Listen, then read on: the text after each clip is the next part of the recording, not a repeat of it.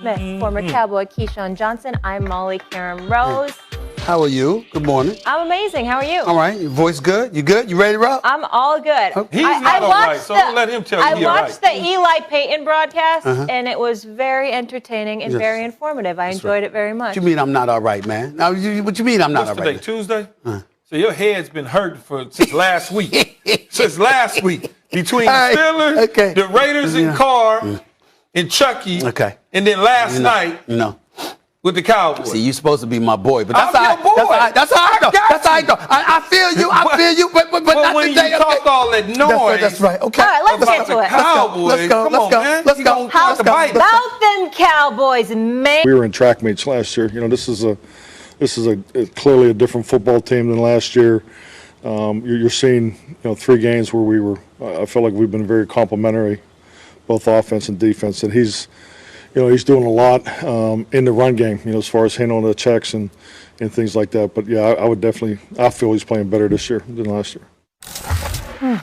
Even as a Giants fan, because I'm not a petty person, I couldn't be happier for Dak Prescott and how this season's going with everything that he's been through.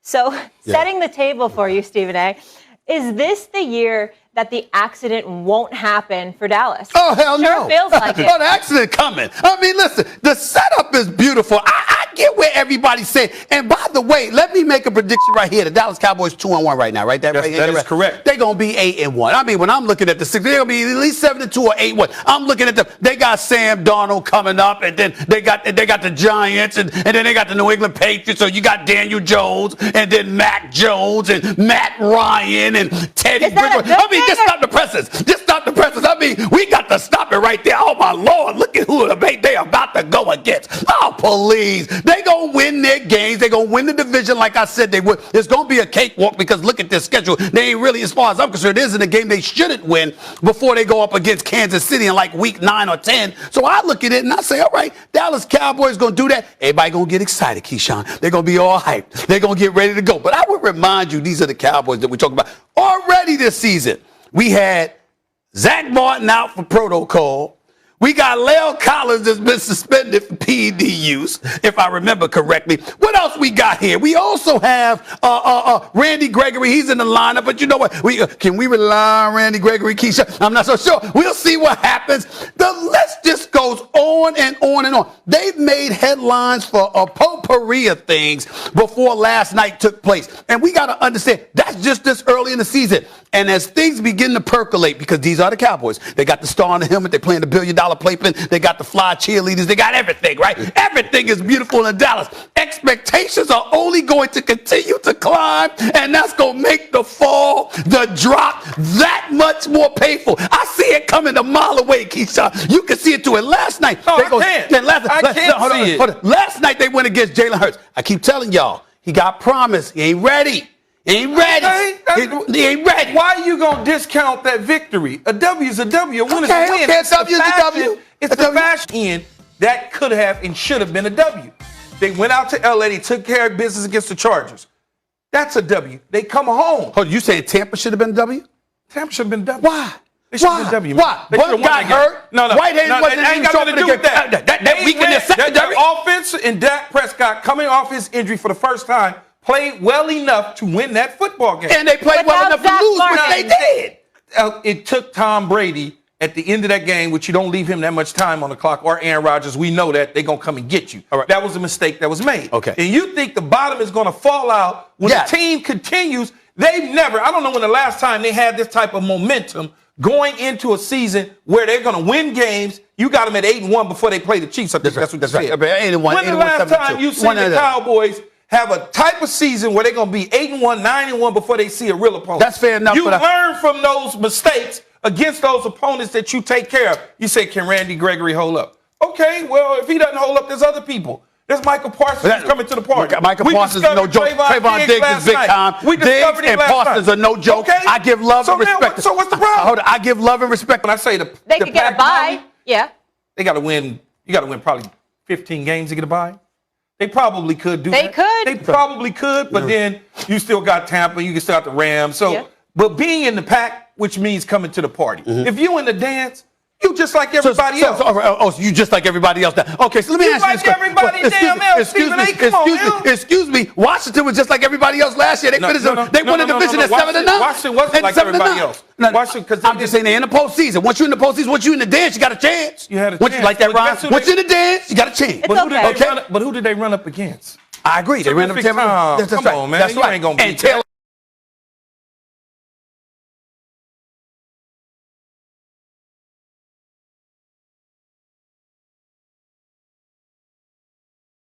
Heineke looked decent, throwing for over 300 yards in that particular game. Against terrific Tom in that situation. And let me ain't going out in no damn first round. And you ain't gonna win against terrific Tom in the Cowboys situation when you meet him again. You gonna fall again. I don't know. Listen, I've been there before where I lost to a team in the regular season, the Philadelphia Eagles, as you remember. Yes. And everybody assumed you constantly remind me of that. And everybody thought because they was gonna see us in the playoffs, it was going to be a cakewalk. Well, we thought it was going to be a cake. We thought it was going to be a cake. We thought it was going to be a cakewalk because we know you like the sunshine. And you went from Southern Cal to the Florida sunshine. And then that game at Veterans Stadium in Philadelphia was damn near 20, 25 below. That's true. So we thought the freezing temperatures was going to hamper y'all. But we answered the bell. And you the did? Cowboys are going to answer the bell. Really? Hopefully. Hopefully. See, getting in the dance is all I care about. Right. They haven't been in the dance in quite some time. Well, you know they're going to get to the playoffs. They ain't saying nothing. No, but getting there looking a certain way. Okay. They won against the Philadelphia Eagles last night, but they look a certain way. Are you saying when a dude go 21 of 26 for 240 yards and 3 touchdowns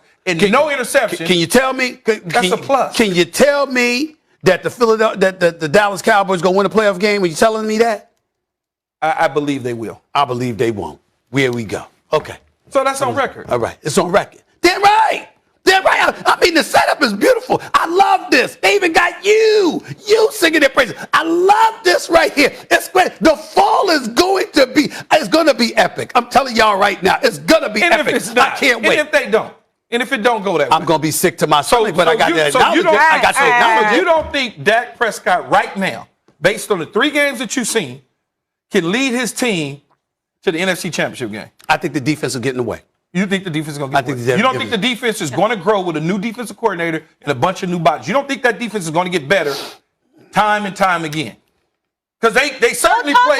Don't talk him out of his position. No, I'm not talking about. Who's going to do that? Who the hell is going to do that? Ain't nobody going to do that. If you look at where they were against Tampa, what they look like against the Chargers, and how dominant they were against a young Jalen Hurts in the Philadelphia Eagles, that's promising. That's progress. I think it's promising. I'm with you, but I'm with Stephen A. I don't think Philly's that impressive. But I don't believe the Eagles are going to win a playoff game. Okay, that's what I'm saying. The Cowboys. The Cowboys. I'm sorry. I don't believe the Cowboys are going to win a playoff game. I'm saying that for the record. The fall is going to be epic. I'm trying to tell y'all right now. I've got y'all on record too. Just be clear about that. It's a new day, Stephen A. More on this game later. There's going to be a lot of feelings in this next one, too. I might be more excited for Sunday than the Super Bowl. Tom Brady, the Patriot legend, top SC team. Right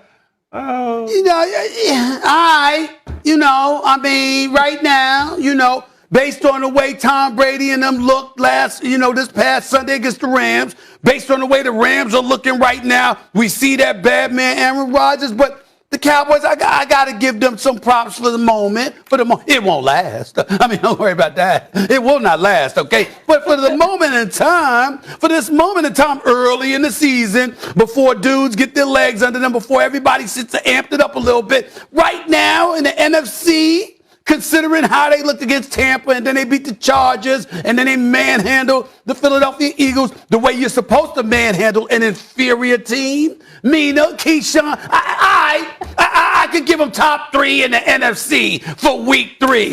Congratulations. It's just so touching that the Cowboys are a top 3 team in week 3 in the NFC. All right. So what? But based on their schedule going down, you're going to be clapping for a few weeks, buddy. No, I ain't going to clap. You're going to be clapping for a few weeks because they're going to stay right there, Mina. I don't see them going anywhere. I see the defense continuing to get better, the offense settling in. At some point, the right side offensive line will be intact when Lyle Collins comes back. So unless injuries derail them, Stephen A., you're going to be eating a lot of crow, buddy. No, I'm not. Yeah. Yes, you are. So I got the Bucs and the Rams still at the top. I know the Bucs just lost. And then I believe the Dallas Cowboys are the 3rd best team right now, and I'm with you, Stephen A., right now, I think the Packers are the better team in January. Key, you talked about Collins coming back, Gallup. Well, the Packers are going to eventually get David Bakhtiari back, which I would argue, we don't talk about left tackles enough, one of the biggest losses in the NFL. If you throw out week 1, in which really everything went wrong for Green Bay and they kind of imploded, they've been the best offense in the NFL over the last 2 weeks by expected points added. I think they have a better head coach than Dallas, and that is going to matter a great deal come playoff times. I mean, shoot, it's their old head coach. He is gone for a reason. Frankly, I do not trust Mike McCarthy with this team. I love the Dallas offense. Clearly, this defense is improved. But if we're looking at quarterback, head coach, and record, I just think the Packers are better.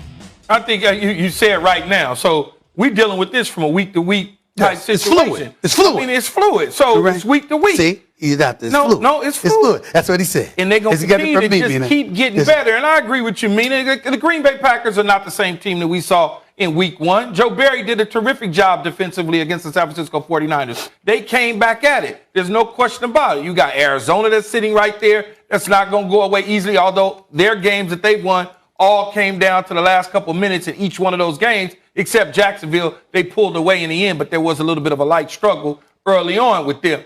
I just think that the Dallas Cowboys, I know you don't trust Mike McCarthy, and a lot of people don't because he didn't win but one championship. And he's archaic. Well, you asked me if I do, Mina. Here's what I would say. By having Dan Quinn over there, I do more.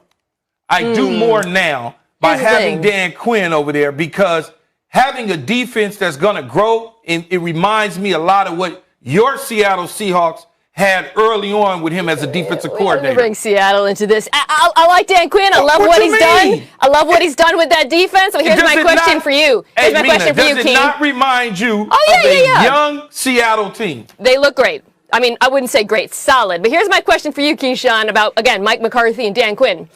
Does Dan Quinn manage timeouts? Were you watching at the end of the first half? Because what I saw was a coach who continues to make strategic in-game errors, which is, again, why, if we're looking at these margins and we're trying to decide between Green Bay and Dallas. I'm satisfied with 27, even though we don't get the ball coming back out in the second half. If that's his position, then I don't have a problem with it. It's a bad one. If that's his position, I don't it's have a problem a with position. I do have a problem with it. Listen, first of all, let me tell you something right now. Let me tell you how this is going to go down, Keyshawn, okay? Because we see the Cowboys right now, and I get Dan. Listen, I respect Dan Quinn, and I know the job that he did in Seattle years ago. I understand that, even though that was non-existent in Atlanta for some inexplicable reason. But nevertheless, we got to respect what we saw him do as a coordinator, as opposed to head coach, because that's the position he's playing now with the Cowboys. But let's also acknowledge the reason why we're so high on him is because of how low we were on Mike Nolan last year, and how awful the Dallas Cowboys defense was as a result of that. But that's his job, is to come in and fix it. I understand that, and I'm saying it was an easy fix because everybody looked at it and said, first of all, what the hell was he doing there? Because the man had been a defensive coordinator since 2014. You got him off the scrap heap when nobody in the league wanted him for 6 years, and you brought him on as your defensive coordinator, Mike McCarthy. So you corrected that error, probably because Jerry Jones made you. You brought in Quinn. We understand that Parsons, Diggs, and these boys, you've got some potential. But in the end, here's the reality. You're playing against suspect competition. I want to bring that up because as the season progresses and you're accustomed to playing a certain level, you can speak about this Mr. Super Bowl champion. You got guys that are on this level. And then all of a sudden, it's like this. And guess what? I'm betting that the Dallas Cowboys ain't going to be able to handle that, and they're going to fold because of it when the season wins. Mina, I just heard him say suspect competition. Yeah, the Tampa Bay Buccaneers is not suspect competition. Going on the road, neither are the Chargers. Going on the road. I didn't say already. The Chargers. Going forward. I think that's right. I think we're overreacting a little bit to what we saw out of the defense last night. That Eagles offense is not good. But Key, I want to know your top three because you're arguing with us, but I don't know who your top three are. Yeah. My top three is I got the Rams at 1, the Bucks at 2. Despite if they would have flip-flopped. No, you're right. You're right. And then 3. Trying to think who I had at 3rd. I did my list this morning. Packers. Look at you, man. I'm trying to think who I had at 3. It ain't the Cowboys. It's not Dallas, right? No. Cowboys, I got them at 10. Top 10. I got them at 10. Okay. I got them at 10. Okay. So, and then I think I might have had Arizona Yeah, I had Arizona. Mina? I had Arizona Keyshawn? at 3 just because of the spectacular Keyshawn? Mighty Mouse. Yeah, Keyshawn. What? Mina, stay with me for a second. Let me read your schedule. Because I'm going to read your schedule. Because you ain't got your computer for me. I don't need. I got right here. I'm giving you the schedule. You didn't remember, did you? Listen up, man. Okay, here's the deal. So we got Carolina next week. We like the way they look. Sam Darnold's looked a little better. That defense is That no could be joke. a W. But that'll be a W, right? W. We got the New York Giants. Yeah, This is the Cowboys that's a schedule. W. You got the New York That's a Giants. W. That's a W. We got a road game at the New England Patriots. That could be a W. All right, we got a road game at Minnesota. I don't like Kirk Cousins. That's a W. Exactly. We got the Denver Kirk Cousins Broncos is at awesome. home. We got the Denver Broncos at home. That could be a loss. Oh, please. No. That could be a loss. Okay, we got the Atlanta Falcons That's a W. at home. And then we got the road game against Kansas City on November 25th. That could be a toss-up. May depend on how the Chiefs bounce back. Okay, so look at that What schedule about 12 right Raiders? Week 12. Here's the thing about the reason why Dallas and Green Bay are clearly 3 and 4, and you can put them in either order right now. I think Stephen A. and I agree. They're going to win their divisions, Key. Yes. Like you're talking about New absolutely. Orleans Yeah. and Arizona.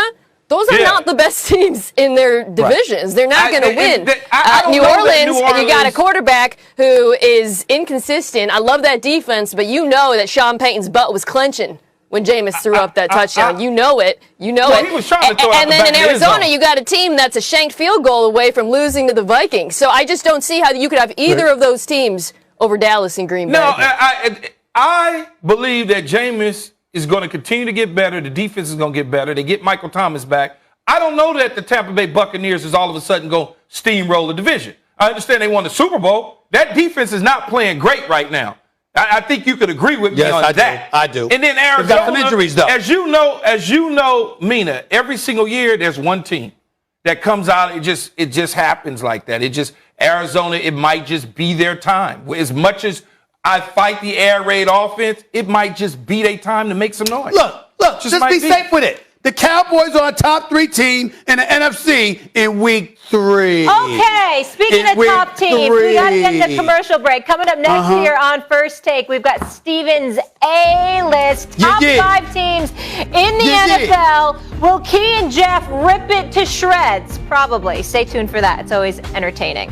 And then Mina coming back, going toe-to-toe with Stephen A. about her Seahawks to face the guy he won 6 Super Bowls with who wanted him out. Brady certainly used that as motivation, winning a Super Bowl in his first year with his new squad, but there won't just be vengeance on his mind. A lot of nostalgia, emotional feelings as well. Here's our Jeff Darlington with Tom Brady. What will that be like, Tom? What will it be like? I know to do that? exactly how it's going to be like. I won't share it with anyone because I feel like I want to keep that to myself until, what I know what that experience will be. But I have a really good idea of what that'll be like because I want to help it prepare for ultimately, my performance. And I'm going to use what I've learned over the years to, hopefully go out there and play a great game.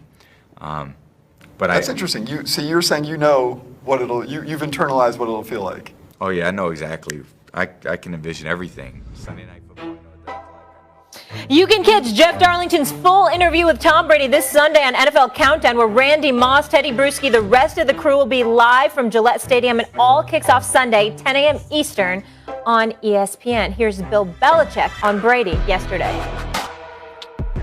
I think we've been through all the dynamics of that. There were a lot of things there that, he looked at his options and made his decision. And we weren't as good an option as Tampa. So, you'd have to ask him about all that, but that's really, it wasn't a question of not wanting him, that's for sure. Okay. Keyshawn, I want to start with you here. Should Bill Belichick have regrets on how this ended or ending it prematurely? No, he shouldn't. He answered it right there by saying Tampa Bay was a better situation, given that he's realistic in the situation. They didn't have anything. And if I'm Tom Brady and I'm looking at it and I want to not only have fun in my life and get out of whatever people think I'm being handcuffed and I have a personality that I want to show the world and I can't do it because we do things a certain way in Boston, then no, there's no regrets. He had conversations with Tom about extending his deal. Tom didn't want to extend the deal. Tom wanted to be a free agent to look and see how he can get back to the Super Bowl the fastest way, Molly. And that was going to Tampa Bay. He looked at San Francisco. He looked at the Chargers. He took a look in Las Vegas, and he finally decided to settle in at Tampa Bay because it made the most sense. And that's okay. You don't think he would have preferred to stay in New England if they got the right pieces around him? But you're not going to get the same pieces in New England, Stephen A. and Molly, as they got in Tampa in free agency. There's no damn way. Where you getting Mike Evans and Antonio Brown and Gronkowski didn't want to go back to New England? So you got to get Gronk to come to Florida. They are AB. You saw what he did. He torched New England when he left and Mr. Kraft. So that wasn't going to happen. So you go down there. That defense at the time was playing lights out with Todd Bowles. That wasn't going to happen in New England. So when you look at everything, the more pieces and it's better for him to settle in Florida. And I'm sure Giselle had something to do with that. Giselle had already spoken to Mr. Kraft in the past about the treatment of her husband, not feeling as though he's not being treated a certain way. It had nothing to do with money. A lot of people think, oh, they didn't want to give him a contract. That was not it. Tom just wanted Well, they don't need money, so I Tom wouldn't just think wanted that. to leave. Tom just didn't want to be handcuffed. And there's nothing wrong with that. Nothing at all. I respectfully disagree with you, understanding that not only did you play and you're a champion, you're incredibly connected to the NFL. But I'm a reporter and I hear what I hear as well. And I respect where the hell you're coming from. And for the most part, you're right on the money. Here's where I jump away from what you're saying, Keyshawn. Everything didn't come down to the final moment when Tom Brady decided to leave. It was years in the making. And it was years in the making because, as Alex Guerrero, his conditioning coach, articulated, Bill Belichick never evolved. He was always treating Tom Brady like that guy that arrived in his 20s. He didn't adjust. And when you take into account the fact that Tom Brady, who played there, was there 20 years, 6 Super Bowl wins, 9 Super Bowl appearances, okay? For him to do what he did, he should have never been just another guy. He should have never been just another player. You know, everybody ain't Keyshawn Johnson. You understand what I'm saying? I mean, you got cats on your show in the morning where you know what is Jay and Max. Well, damn it, it's Keyshawn. Keyshawn is Keyshawn, okay? All right? Everybody's valuable, but everybody ain't the same. Okay? It's just that simple. When you look at athletes, everybody's not the same. And when you have this mentality that I'm not going to evolve and I'm not going to adjust and I'm going to be as rigid as I've always been, and you're just another guy to me, that's a problem.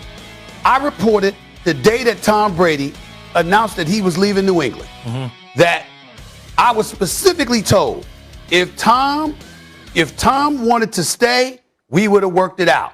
And all it would have took for him to stay is Bill Belichick saying, I want you to stay. And the fact that Bill Belichick couldn't bring himself to do that is a problem. And then when you take into account the fact that Bill Belichick is essentially your GM as well as your head coach, the absence of personnel that they had for years. No, it might not have been a combination of Evans and Godwin and O.J. Howard and Gronk and Antonio Brown and Scott Miller. But damn it, you certainly could have upgraded to a point where it wasn't as bereft of talent as it was Tom Brady's last year in New England. He didn't do that for years. Can I cut you off, though? Sure. Didn't they just win a damn Super Bowl 2 Super Bowls ago? Yes.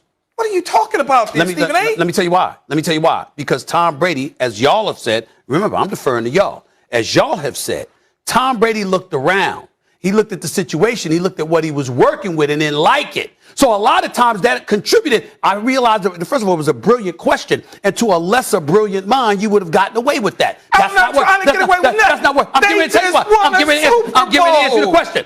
Tom Brady, because that points to what Tom Brady is saying. This is why he feels he should be appreciated. Because on many occasions, he looked at what he was able to do and how his talent and his level of brilliance were able to overcome what you lacked in terms of what you gave him to work with. He found a way to work around it anyway, and you still wouldn't appreciate it if you're Bill Belichick. That's the issue. When you go out and you spending money for years to get to 9 Super Bowls and win 6 of them, at some point, there is a salary cap. You have to pay the piper. No matter what anybody says, this year was the time for them to spend money, not last season during the pandemic. Nobody can spend any money. I understand that. Nobody can spend any money, so they couldn't go out and get the type of players to rebuild. Keyshawn, remember, Tom Brady, for many years, over the course of his career, had, altered his salary, modified, took pay cuts, all of that stuff. He made all the necessary sacrifices to assist in Bill Belichick winning. So when we ask the question, should Bill Belichick have regrets? You're damn right, because he didn't just do it for you in terms of his performance on the field. He made adjustments to put you in a position to go out and get some personnel in order for him to win. And you still wouldn't appreciate it. No. Hold on. Keyshawn, look at me. It feels like you're handling the situation as Keyshawn Johnson, not Tom Brady. Like, you're diffusing the situation. You're like, it's all business. Tampa was a better situation. How you would have felt about it. But I don't believe that's how Tom Brady feels about it when we hear his father coming out and saying, like, damn right it's personal. Bill wanted him out. And then Alex Guerrero, hold on, let me finish. Then Alex Guerrero coming out and saying what he did about the mistreatment. So I feel like you're looking at, they're just purely this business. There's so much more to that. There's 20 years of history. I do. Okay. Have I been around coaches in my career that wear on me? Absolutely. Mm-hmm. Tom's been around Bill that wear on me, or wear on him. 20 years of Bill Belichick grinding the same things. Of course you're going to feel a certain way. That's why Bill said the situation was better down in Tampa for him. That's why I said what I said about personnel. It's better in Tampa for him. But you can't sit here and tell me that for 20 years, Tom Brady didn't get to do what he wanted to do, because I remember many times looking in the offseason and Tom Brady was off doing whatever he was doing with his family, enjoying while everybody else was in training camp or mini camps working, because they gave him some leeway. Does Tom Brady need to be treated like Michael Jordan? Absolutely. Mm-hmm. There's no question about it. But guess what, Stephen A. and Molly? That's not his plan. That's not Bill Belichick. That's just not who he is. Right. He'd rather take the L than take the W's if he has to change. Okay. And that's just how stubborn coaches. But Bill Jackson, stubborn in basketball. But I think what you're missing, we're not saying that Bill Belichick is any different than you described. What we're saying is, you should regret that in the end if you're about. But I don't think he's regretting I understand that. No, we're not talking about what he feels. We're talking about what he should feel, in our opinion. Yeah. And what I'm saying to you is that he should regret it if he's about winning, because the reality is that the situation that you have now, the situation that you had last year, would have been non-existent if 5 years earlier you had sat up there and go, damn, this is a dude that's really done a lot for me. So maybe my mind is a little twisted, because when you're having conversations and that same question is like, what do you think? He goes, and this is from Belichick in conversation. Yeah, sure. That he doesn't regret the situation because they had great years together. It was fine. They went to 9 Super Bowls and won 6. Okay. So he's satisfied with what they were able to accomplish over a 20-year period. All right. So that's why I say Bill's cool, but we're saying maybe Tom Brady maybe isn't, not. Maybe Tom isn't. He would have preferred to stay there. Probably and so. And now he's probably happy with how it planned out. Oh, he's certainly happy. You could just tell based on how he. So the plan worked out better for him. Yeah, it worked out better for him. But because I think you're being stuck though. His wife wouldn't have went and talked to the owner. Trust me. Exactly. If his heart wasn't with the organization. It's like he felt like he was being stuck in jail. I go back. See, this is the difference. See, I'm the affectionate. It's like an oxymoron. I'm the affectionate nightmare of this man. I've known this man for over 20 years. You understand what I'm trying to say? You talk, if he were Tom Brady and he got treated like that, you'd be like, you damn right he regrets it. He should regret it. He should have treated me better. Well, It's hard though, Stephen A., because I was never treated a certain way. Like, my coaches always treated me different. Like, Bill Parcells treated me different than he treated everybody else. Probably because Tony Dungy treated me different. Coach Fox treated me different. Gruden tried to, but then he tried to be that tough guy. It's like, well, wait a minute, my other coaches treat me different. It ain't gonna work. That's right. So you got to know every individual when you're a coach who is what. Yeah. That's just how it is. You got you. Yeah. So it'll be a fun Sunday, that's for sure. I can't wait. And leading up to it, it'll be even more fun. Absolutely. No doubt. Still to come on First Take, Kareem Abdul-Jabbar sounding off on the NBA's handling of the vaccine. Jay Will's take on Kareem Kyrie in the NBA's big problem. Plus, plenty more football. Matt Nagy. The Browns had a field day in Justin's first career start as a Chicago Bear. He took 9 sacks, more sacks than completions. He had 6 and was hit 16 times. For last Sunday's game in Cleveland, Andy Dalton was hurt. Nick Foles was the backup. Justin Fields is a starter. Matt Nagy on who will start Sunday against the Lions. No, they're all three under consideration right now, in regards to where they're at. So we'll just have to kind of see the next couple days where they're all at. We know where Nick's at health-wise, but we just want to keep an eye on Justin and Andy, and then for us to stay on that and make sure that we have a plan for any of those. I brought in another champion to enjoy the party here. What's going on, Jeff Saturday? Hey, glad to be here. Glad to see you. I want to start with you. How's he handling this situation, Matt Nagy? Well, he just said a key word. He said, in our planning. And from last Sunday's performance, there's a lot of planning going on right now. And when you talk about three quarterbacks, I don't even understand that conversation. This was not on Justin Fields and his performance. This was a situation where you put him out in a situation where he could not succeed.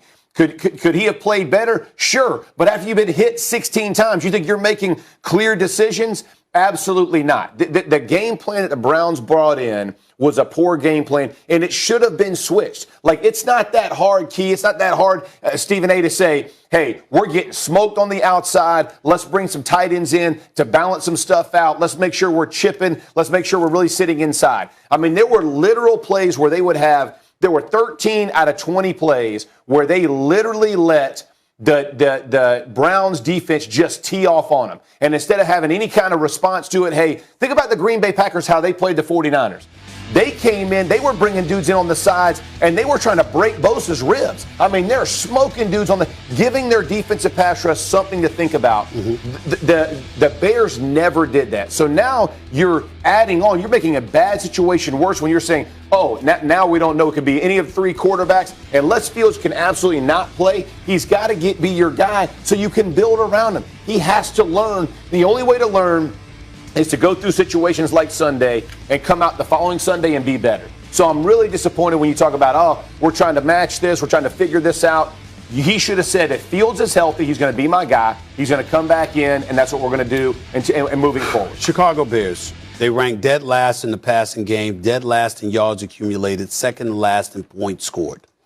Here's the part with all the things that you just said, which is right on the money, but one thing you didn't illuminate nearly as much as you should have. Based on what Matt Nagy said to the press, why the hell wasn't Nick Foles starting last week against Cleveland?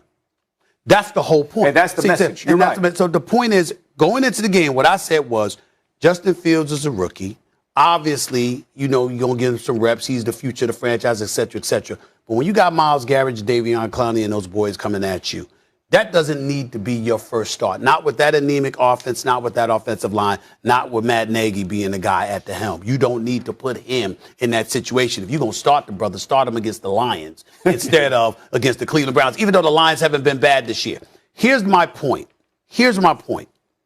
In the end, after that disastrous performance where Justin Fields gets sacked 9 times, gets slaughtered, you come out the next day, and what do you say?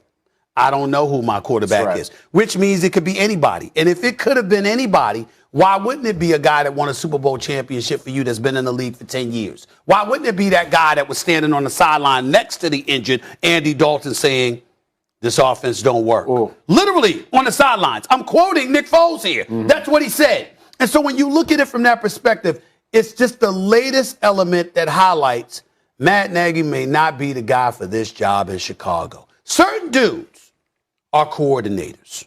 That's who they are. When they call plays. When they call plays. He wasn't calling plays in Kansas City. There you go. So, I understand that. Well, Eric Bieniemy, we all want him to be a coach. Eric Bieniemy is calling plays. Yeah, but sometimes Andy Reid was in the past. And that's why we were lamenting it, because we were like, if Andy Reid, if you really, really support this brother, being a guy that should be a head coach in the NFL, let him call some plays so everybody isn't looking at you and saying, you're the guy really calling the plays. Let Eric Bieniemy do that. I understand that wasn't Matt Nagy, but in the end, it still comes down to the fact this man doesn't seem equipped to be a head coach of an NFL franchise. And you hide behind head coaches all the time. We see it in New England with Bill Belichick. Because of the success that you have, people automatically assume that guy behind him is going to be successful. Mm-hmm. Now, look, Jeff is right. It's simple, man.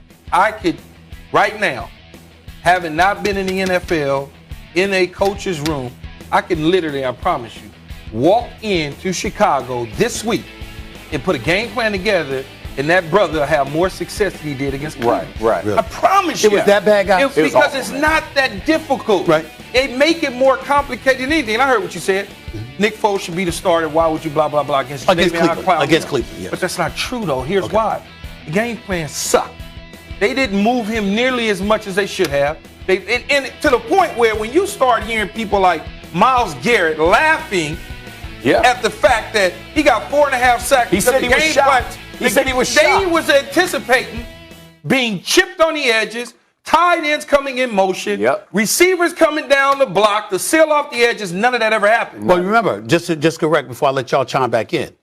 I didn't take the position that Justin Fields shouldn't start against Cleveland because of Justin Fields' talent. I understand. I took the position because of who he was playing for, Yeah. which is Matt Nagy. Yeah. And I'm saying, no, not him in that situation because I can't trust Matt Nagy. He didn't put a competent game plan together to protect the dude. Right. If you put a game plan together for him to have success, like even though Mac Jones is 1-2, he's having success absolutely as a rookie in New England because that game plan works for his youth. Right. They'll take the training wheels off at some point in time, but not right now. They didn't even put a training wheel package together for Justin Fields in Chicago. And when you talk, so you don't have a chance. Yeah, when you talk about ruining guys, you always hear like quarterbacks don't need to be bubble wrapped. Like this whole conversation of you can ruin a guy. You ruin a guy because you create poor habits for that player long term, right? Everything's about the process for a quarterback. Why I say young quarterbacks should play early is because you need to learn that process. Like he'll go in, Justin Fields should go in. There's a play where he did a zone read and they trigger blitzed him and they sacked him, okay? And they had the tight end blocking Myles Garrett on the left-hand side. Well, the problem was he's turning left and his open receiver is going to be on his right. Aaron Rodgers, Peyton Manning, Tom Brady, Drew Brees, they would call off the play action. Hey, no. Free release, do what you're going to do. I'm going to pop out and do that. Justin Fields can go back and look at that. When he was max protected and took a sack, it was a 3rd and 10, and they run basically hooks, and the defense is playing at the sticks to prevent it, right? Dump it off to the tight end. You might not get the first down, but you won't take the sack.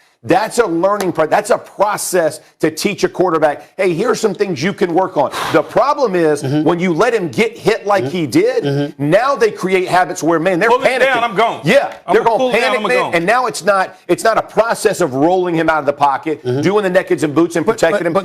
It's hurrying to make a play happen that's going to create bad habits for interceptions and sacks. There's no debate in here. I'm asking. I'm just asking questions now. Yeah. Here's my question.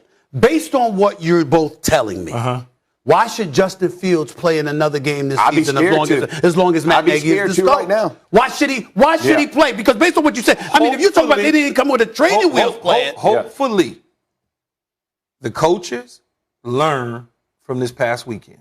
Hopefully.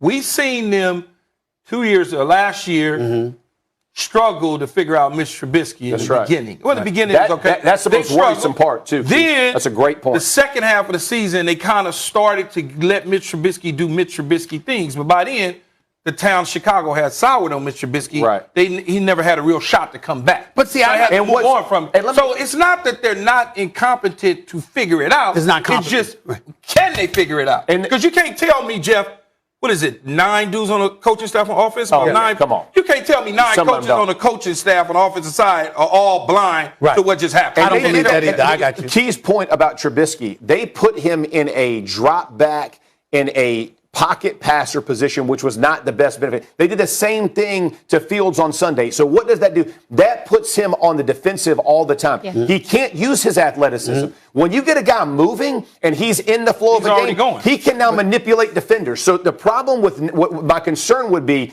Ryan Pace, their general manager, his first meeting should have been with Nagy after the game. We will not have this again. We will not. I'm gonna tell you where I'm at with it. Based on what I'm going off of what y'all are telling me. Yeah. This is my position. I would be fearful of putting Fields back in the game as long as Matt Nagy is coaching. And if I don't see any adjustments made by Matt Nagy in some capacity, I'm not waiting till the end of the season.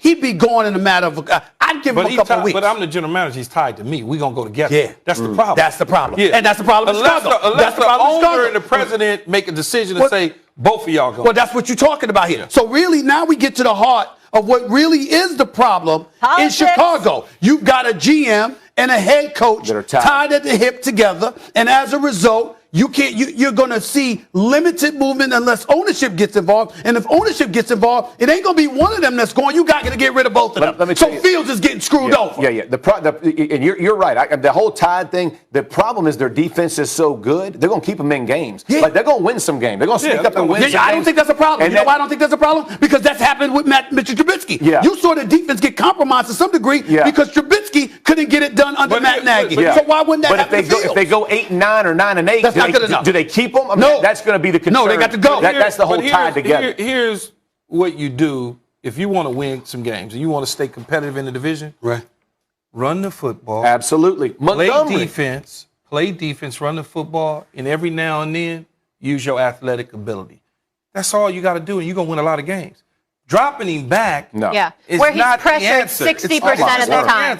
Yeah, absolutely. All right, they'll be looking for their second win this Sunday when the Detroit Lions come to town. We'll keep it rolling here. Jeff, you'll be back. We got a Steven C list coming up. We're ready. We're ready. See, that's betrayal. No, that's betrayal right there. I didn't mean to say that. It just came out. You being honest. I'm with you, Mom. Freudian slip. So to come on first take, Kyrie's a magician on the court that we all know, but he may disappear for home games because of a New York State law. We'll explain next. Plus, of course, we got to talk about Stephen A's favorite team again, the Cowboys. Is he finally willing to admit they are a top 3 team in the NFC? Keep it locked. First take.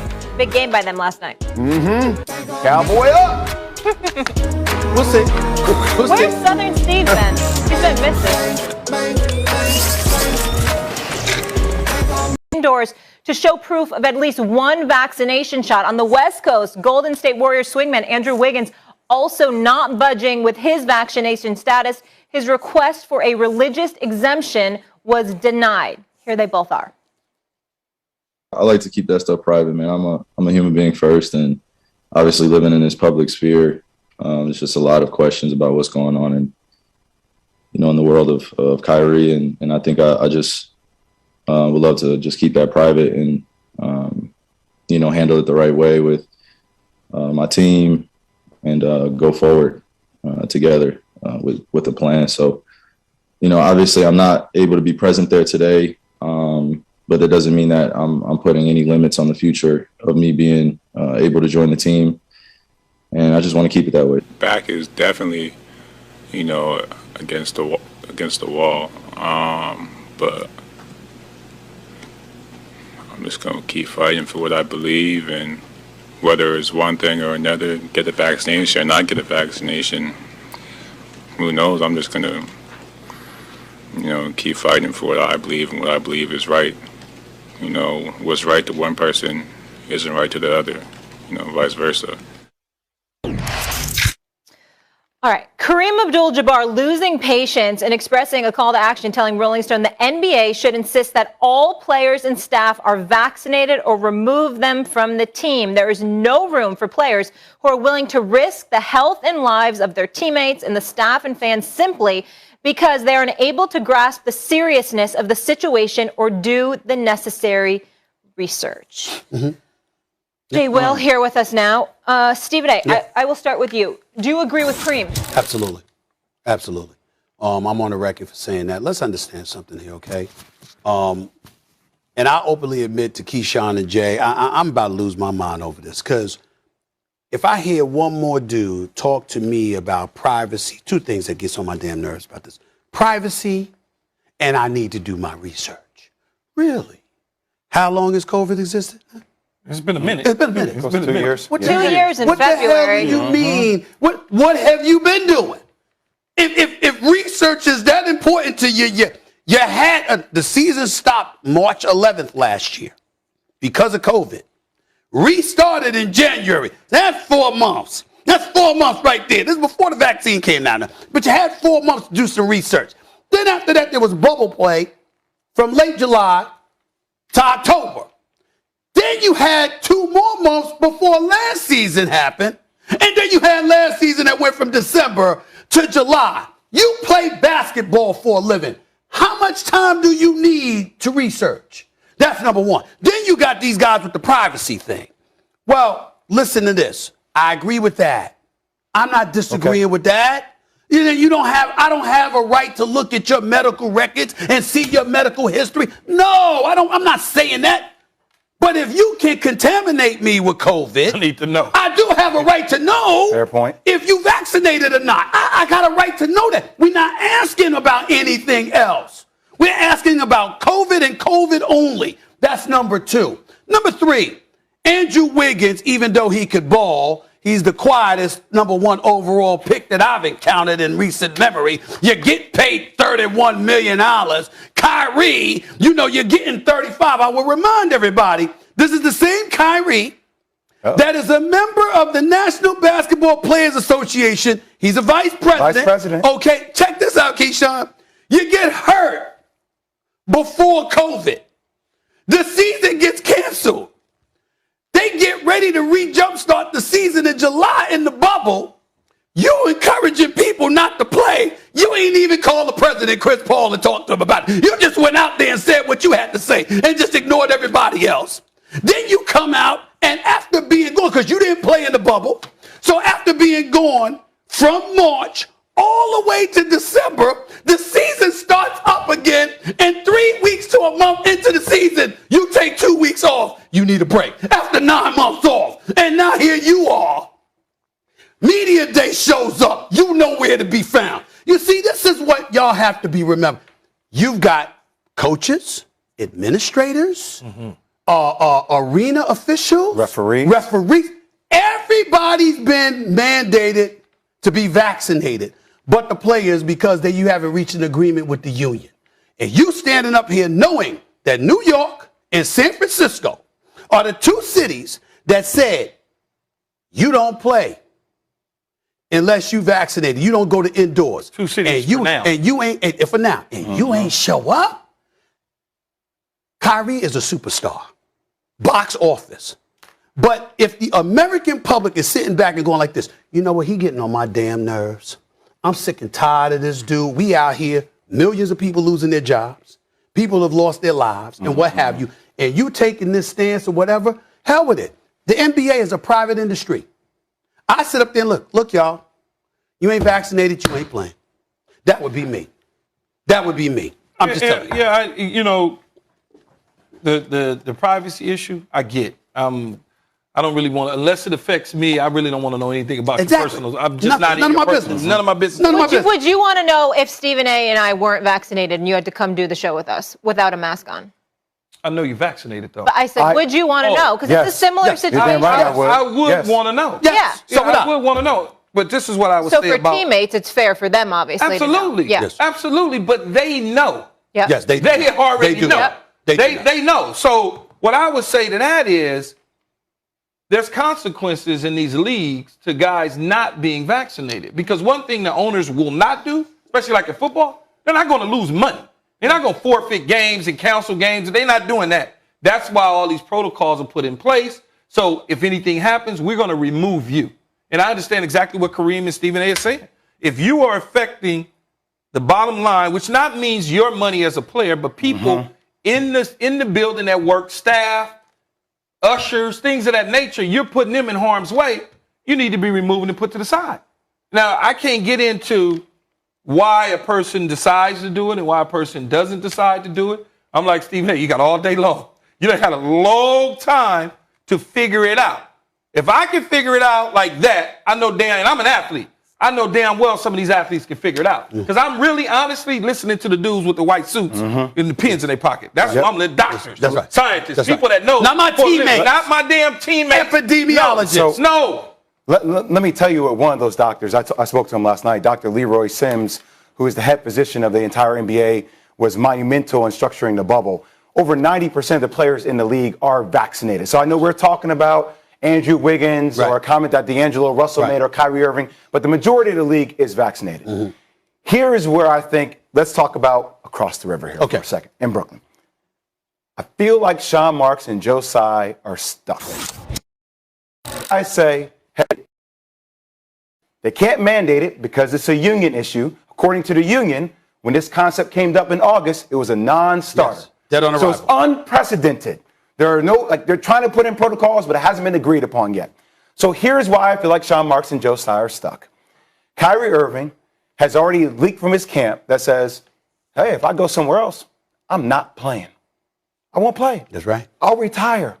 So think about it. If you're an opposing team, if you're the Cleveland Cavs, you're like, I would love to have Kyrie back on Cleveland, but I can't do that. I can't give up my valuable assets if I know I'm going to get something in return that is not constant, that is volatile like that.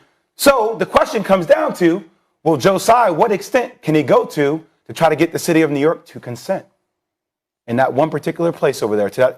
I know it's absurd. Right. I know it's crazy. But Josiah has a lot of friends in those positions politically.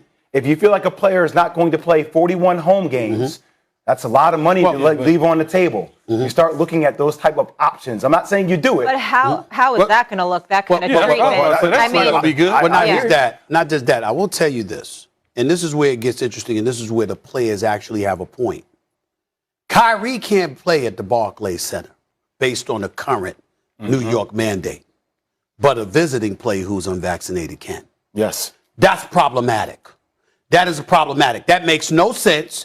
And if to me, if I'm Kyrie and I'm Andrew Wiggins, that's the number one argument I have. As a matter of fact, it might be the only argument I have in my defense. The fact that a visiting player who is unvaccinated can come and play in the arena at the Barclays Center. It feels hypocritical. Or San Francisco. That is hypocritical. That is an inconsistency that I would illuminate big time. And I would even, despite how who dropped the ball on that, though? I don't know. Well, I just know that the league rules in the city of San Francisco, city of New York, basically said, you reside in New York and you're not vaccinated, you can't play at the Barclays Center. But if you're visiting, then you can. It makes no sense. They gotta address that because Andrew Wiggins and Kyrie Irving have a point with that. My other point is, I'm glad that you brought up the fact that the Brooklyn Nets are stuck between a rock and a hard place.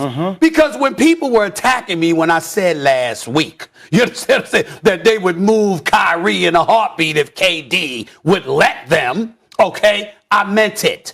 I ain't shucking and jiving. I'm not wiggling my way around. I'm telling you what the hell I know, okay? Here's the reality. Your point is absolutely on point because that's one element as to why it's close to impossible to move Kyrie because KD don't want that. That's his man. He loves that brother. He don't want him to go away. And we all love Kyrie as a basketball player because he's marvelous. The other side is Kyrie. He's so eccentric. When he sits up there and says, I might retire, you know, I kind of believe him. I believe it too. I believe him. I don't believe he's faking. I mean, he is the kind of person. Well, is he gonna walk away from 35 million this year, 36? He might. No, he might do that. He might do that. Already a gross earning of $126 million he's earned. But the one thing he can make. Last word here, guys. This is a great conversation. You make a lot of money. You make a lot of money, but when you leave that sport, Jay, as you know, it's hard to come back. That's right. Your love for the game supersedes the money. Yes. But you're thinking about it rationally. Yeah. He ain't You're thinking about it rationally. He ain't rational. Yeah.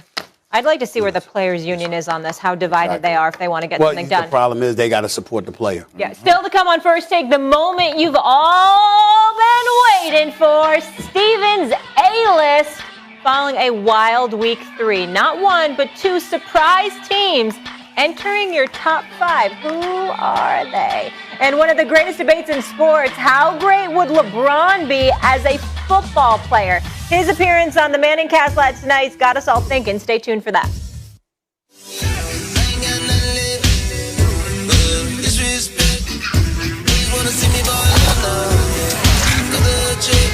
Oh, it's that time, folks. Is it an A-list? Is it a B-list? Is it a C-list? Get hyped. Get hyped. Week 3. Let me protect him. It's fluid. It's fluid. What's going on, y'all? What's going on?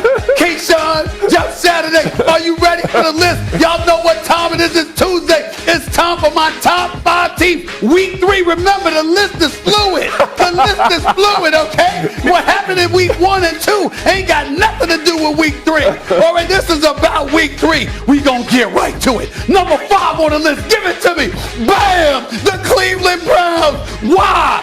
After struggling week 1, we've seen what they've been able to do over the last couple of weeks. That defense is real. We saw how they slaughtered Justin Fields. We see Myles Garrett. We see Jadeveon Clowney. We see the defense literally upping the ante and improving their level of play. Baker Mayfield isn't making mistakes. The running game is just superb. With Kareem Hunt and Nick Chubb, these brothers are big time. Odell Beckham Jr. is back as well. Excuse me, the Cleveland Browns. I got to give them some love, all right? Give it to me, please, number 4. Give it to me right here. Bam! The Arizona Cardinals. Why am I looking at the Arizona Cardinals? I don't see them losing games. I still see Kyler Murray doing his thing. I still see D-Hop doing his thing. I see that defense with J.J. Watt, with Chandler Jones and the crew still doing their things. They're defeated. They're playing ball. Right now, we're looking at them in the NFC West. We got to pay attention to what's going on. Give them the love and respect they're due. I see Jeff Saturday smiling at me. He was surprised by that. I am sick to my stomach, but damn it, I'm a fair-minded individual. Number 3 on the list, give it to me, please. Cowboys. Bam! The Dallas Cowboys. Yes, me, Stephen A. Put the Cowboys as a top 3 team in the NFL. The offense is surreal with Dak. You got CeeDee Lamb. You got Amari Cooper. Did you see Ezekiel Elliott running the football last night? Looks faster, hitting the holes, hitting the gaps pretty quickly. Okay, we know what a superb blocker he is as well, which helps in pass protection. And on the defensive side, Micah Parsons going into the defensive end slot, rushing the passer, trying to look like the second coming of Lawrence Taylor. Maybe eventually. Who knows? Doubt it, but we'll see. And of course, this kid, Trayvon Diggs. Not Stephon Diggs, the wide receiver in Buffalo, but his brother, Trayvon Diggs. This brother can play. I got to give him love. The defense is upgraded. We see Dallas beat the Chargers. Now we saw him manhandle the Eagles. We saw them nearly beat the Super Bowl champion Tampa Bay Buccaneers. I'm giving them respect. That should make Keyshawn happy, who's got this perpetual frown on his face all the damn time. Let's go to number 2 on the list, please. They ain't these brothers. It's the Green Bay Packers. Why? Whoa. Because he's a bad man. That's why. And Devontae Adams is a bad brother too. And oh, by the way, when you got Aaron Rodgers throwing the football like that, you got Aaron Jones running the football like that, you got Devontae Adams catching the football like that, whatever defensive deficiencies you might have, if there's anybody that can cover them up, it's the Packers. And number 1 on the list, number 1, give it to me, the Los Angeles Rams. I did this because Keyshawn loves his people in Southern California. Okay? I did this because Matthew Stafford can ball. I did this because the combination of him and Cooper Kupp looks pretty elite right now. Not to mention the play calling of Sean McVay. And then on the defensive side of the ball, you got Aaron Donald, you got Jalen Ramsey and the crew. I know that the Tampa Bay Buccaneers ain't top 5. Why they're not in my top 5? You can't get slaughtered like that against the Los Angeles Rams and be in my top 5. You can come back, because the list is fluid. But for week 3, we gonna go with this list. I got the Rams, the Packers, the Cowboys, the Cardinals, and the Browns. That's Steven's A list for week 3. What's up, fellas? Man, what's up? You nickel slick with this. You real slick. Because you keep talking about fluid, fluid this, fluid that. First of all, Jeff, there is no Buccaneers. They lost the game, but you can't tell me they're not a top 5 team. Weren't they number 1 on your list? You don't go from 1 to nothing. You went from 1 to out. I don't like how they look. Another team that's not on the list, the Las Vegas damn Raiders. Oh, undefeated. Please. Them squeezing by Miami with the Kobe Bryant. What is that? Excuse me. I've been hype on the Cardinals all season.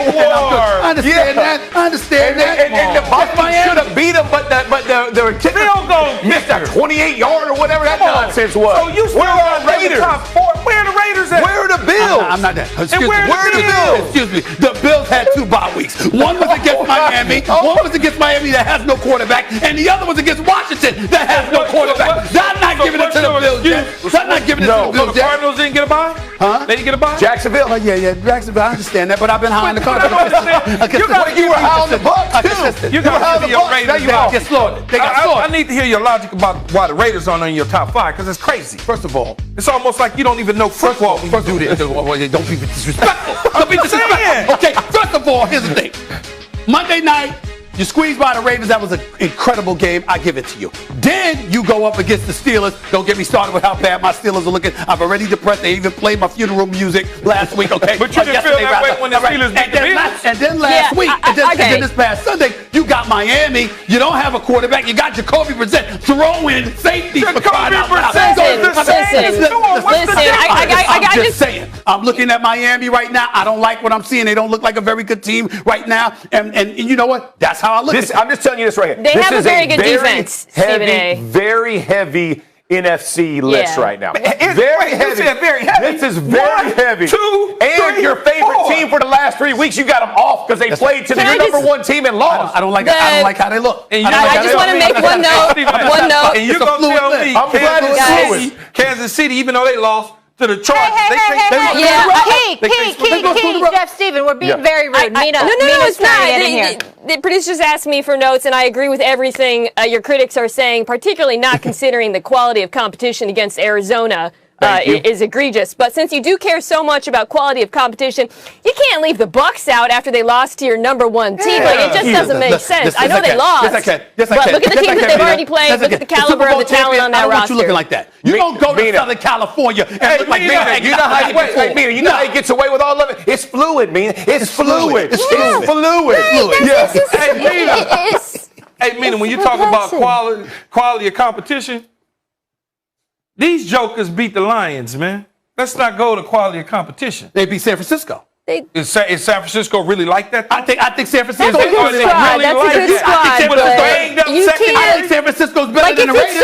If it's so fluid, how are we not considering the Bills, who just curb stomped? I mean, come on, Mina, man. that's what I said. Washington, actually good defense. Hold on. I love Mina. I love her being on the show. She's fantastic. But I'm getting sick and tired of her jumping on me with y'all. All right, let me tell you something, Mina. I'll deal with you in a second because of your Seattle Seahawks. Okay? But let me say this to you. When we talk about the Buffalo Bills, you go against Miami, and then you go against a football team that don't even have a name. They don't have a name. They ain't got a mascot. They ain't got a quarterback. My word. I mean, stop it, y'all. They lost on a fluke. They lost on a fluke to the Steelers because their special teams weren't ready. That's egregious. That is egregious. You have a largely heavy NFC team without the Bucs. Wait, not only you that, bumped your head. Look, if you bumped your head. And let's be honest. We all know that. I know it's fluid, but we all know the Chiefs would wipe the floor with like 3 of these 5 teams. Thank you. Even though the Ravens needed a 68-yard field goal, whatever. Yes, against the Lions. Why am I doing that? But you got them up there. Did you see the package? Did you see Aaron Rodgers? Did you see him? I mean, come on, man. Come on now. I guess. Stephen A., you got a C-. Do you want a chance to redo this? Do you want to lower the Packers and do you want to add some teams back in? I'm not doing anything. Because I'll give you that opportunity. I'll give you an opportunity to correct the error of your ways if you'd like to by the end of the show. Molly, I love that about you. That's what it's good. Hey, that's what good teachers do. We allow you to take your test again and put real answers back on. I'll be back next week. We're trying to improve. I'll be back next week. I'm not changing. I'm not changing. It's fluid. It's fluid. It's fluid. Yeah. All right. That was fun. I'm starting to wonder about that football knowledge, man. Starting to wonder. You might need to lean on me a little more. LeBron's shocking reveal from last night's Manning cast. That was fun. Hawks at the bottom. According to ESPN FBI, Seattle just has a 6% chance to make the playoffs after their 1-2 start. Mina Kimes back here with us. And I seem to remember someone going off about how good the Seahawks were. Stephen A., do you remember who that was? Yeah, I remember. It was me. Invaded first take. You know, love having her on. Was excited that she was going to be on the show with me and stuff like that, Key. And she just went all in on me and was like, you know, the Seahawks, watch what they do this year. And I'm like, are y'all really going there in 3 games? You know, I'm just saying. Oh, why? That's a great point. Because I'm with Mina though. I think Seattle will be all right. I think that'll be all right. Go ahead. I'll let Mina go first. Go ahead, explain. The alliances are shifting. It's hard to keep track. It's like Survivor. Stephen A., you know I watch a lot of tape. I suggest you roll back the first tape of when we had this debate because it wasn't about how great Seattle was. I always had the Rams winning the division. I've had since the summer. It was about who has higher upside, Seattle or Pittsburgh. You're smiling because you know I'm right. And let me ask you this. You got me. Who's got higher upside? Let me answer that for you. It's definitely the Seahawks. It's Seattle. Simple and easy. I answer that for you. That was slick. She just flipped that on you. She flipped it. Real quick. I will say. That's the vein of that. Do you have and a law Keyshawn degree? just jumping in to help her. It's all right. Okay. I got to eat a little crow. I do got to eat a little crow, Stephen A. I will say I was too optimistic about Seattle. I will say that. The defense has been worse than I thought. I don't blame the offense for much. They have had some second-half implosions. Yeah, game script has really messed with them on offense. The defense has been an abject disaster, frankly. And you've seen the meltdown now twice. I think we realize now that the Colts offense is just simply not good at all.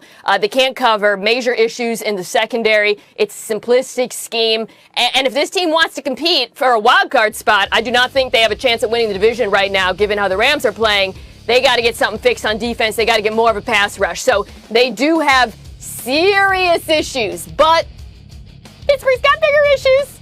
That's all. That's all. They I still love your quarterback, Mina, for what that's worth. Listen, here's the bottom line. When you look at the Seahawks right now, I mean, to me, you shouldn't be having these problems. You really, really shouldn't. I mean, when you got Russell Wilson there, you got Tyler Lockett, you got DK Metcalf, you got Carson coming out of the backfield, you should be able to do some things. It should not be these kind of problems where you losing 2 games in a row. Even though it was to Tennessee and Minnesota, Minnesota was their backs. They had their backs against the wall, and we understand. Come out fighting. Yeah, they came out fighting. We get all of that. But you, Seattle, you're supposed to be able to handle that. Something's different about this team this year. They haven't been the same since the Legion of Boom, though, defensively. I know that. And Ken Norton Jr. is trying to settle in as a defensive coordinator, mainly calling the defensive plays and not getting any help from anybody else. Okay. Well, all right. I was going to say, you should be getting help. Pete Carroll, your calling card is defense. That is what you bring to this team. So I think ultimately accountability does end with him, and also the front office, because they just haven't had very good drafts defensively. I'm calling out Seattle. Listen to me. I'm not a homer. I'm saying this defense is a major issue going forward. But I wasn't wrong when I came on your show. Very objective of you. Very She's objective right. of you. She's Yeah. right. Okay. Yeah. She's right. Mina, how about this alternate reality for your team? Okay, stay with me. Where the Seahawks have LeBron James suiting up. It could have possibly happened, according to King James, who stopped by the Manning brothers Monday Night Football broadcast. Take a listen, y'all. Jerry Jones offered me a contract. Also, Pete Carroll did as well in Seattle during our lockout time. And it definitely got my blood flowing again, got my mind racing again, thinking about the game of football, being out there on Sundays. But, we was able to get a deal done in the NBA, and I was back on the court in no time. But I definitely thought about it. I still got the jersey, too, that Jerry and Pete Carroll sent me from 2011. Stephen A., he's one of the GOATs for sure in the NBA, but how good do you think he would have been in the NFL? I think LeBron James is on the Mount Rushmore of basketball. One of the greatest athletes and clearly one of the greatest basketball players who've ever lived. I don't think he would have lasted more than a year in the NFL. I really don't. I really don't. If you see LeBron and maybe he engages in histrionics and a bit embellishment and just exaggerating, injuries and things of that nature. But when this brother gets hit, particularly in the legs, he don't like it at all. And being that he's a legit 6'9", I think that LeBron James, the second those legs got hit, he would want no parts of it. And again, it ain't like he's some short dude. He's 6'9". So Big those dude. legs, he's a big dude, and those legs would be a prime target. They wouldn't think about hitting him high. Everybody would be trying to hit him low. And he would want no part of that. No way in hell. I don't think he'd last more than a year. See, the thing is everybody look at LeBron James, Mina, as LeBron James. Greatest basketball player possibly ever lived, right? But that's basketball. Okay? That's just, I get it. You're trying to make a transition from the NBA court to the football field in the middle of your NBA career. Not from high school to college to the pros, or not from college to the pros, or not from college basketball year, or pro basketball year then to the pros in football. LeBron James doesn't know what it feels like to get hit in the chin going across the middle. He has no idea. Because in high school, you're bigger, stronger, faster than everybody. Now that strength grows when you get to college. And it grows even more, as you know. Imagine Bobby Wagner catching him coming across the middle, a Cam Chancellor catching a 6'9", 275 pound, because he's going to have to be 70 pounds, 270, 265, whatever he is, coming across the middle, Mina. And the ball, your ribs are exposed. Yeah. Your ribs are, you outreach, Stephen A. They're all them little meaty ribs. Yeah. Oh, they exposed. Oh, yes. And them Bobby Wagners of the world, and them Cam Chancellors, Exactly. and them Ronnie Lotts, You want no and part them of that. young Sean Taylors. They looking for that. I didn't know we get a Ronnie Lott shout out today. Yeah, but Love that. this isn't backing down Yeah. a 7 foot, 200-pound big in the NBA and dunking on him. No. Yeah. And I love this. LeBron, but it's a different. It's just different. I love that we get to end the show, or at least my time here, with a kumbaya moment, because I'm in total agreement with both of you. But not because of LeBron's body type, because people act like the tight end position is easy and that anyone can just. You always hear people saying, "I just switch him to tight end. Oh, just post him in the end zone."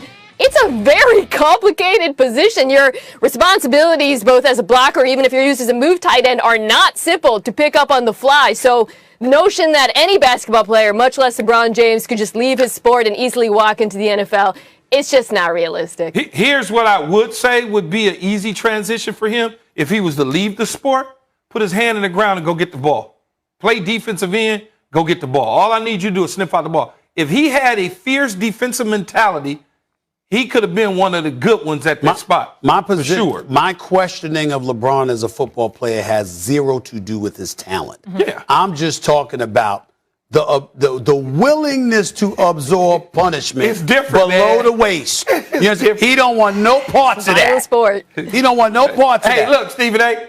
And he don't want no parts of a training camp where you are locked into a dorm for a month outdoors, not an air-conditioned. Nice, we're going to Hawaii for training camp. He did deal with that in the bubble, though. He did deal with that but in it the ain't bubble. the same, though. Yeah. No, the bubble is different than being locked in a dorm room on a little bitty bed that's probably a twin-size So you're saying bed. NBA Little players different. are bigger divas. Okay. I get it. I didn't say that. That's It's just exactly what different. you said. That's what you said. different. And it takes a diva to know one, so it's all good. Mina, we'll see you on NFL Live later. Always Yes, fun we having will. you. Thank you for stopping Thanks, by. Mina. Bye, guys. All right. Still to come, Brady has hoisted many Lombardi trophies. How much of his success is owed to Bill Belichick? That debate next. I hear